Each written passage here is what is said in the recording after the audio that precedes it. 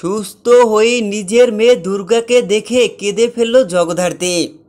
বিস্তারিত সম্পূর্ণ জানতে হলে ভিডিওটি না টেনে দেখতে থাকুন শেষ পর্যন্ত। জগদ্ধাত্রী ধারাবাহিকে চলছে টানটান উত্তেজনা। একের পর এক দিব্যা সেনের ষড়যন্ত্রে বিপদের মুখে পড়ছে জগদ্ধাত্রী। জগদ্ধাত্রীকে শেষ করে দেওয়ার জন্য উঠে পড়ে লেগেছে দিব্যা সেন, কিন্তু দিব্যা সেনের সেগুড়ে বালি।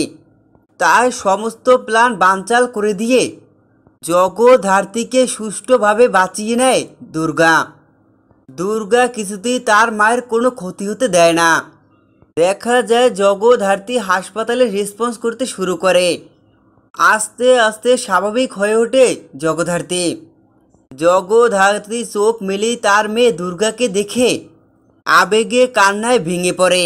হুবহু দুর্গার চেহারা জগদ্ধাত্রীর মতো হওয়ায় বেজয় খুশি জগদ্ধাত্রী।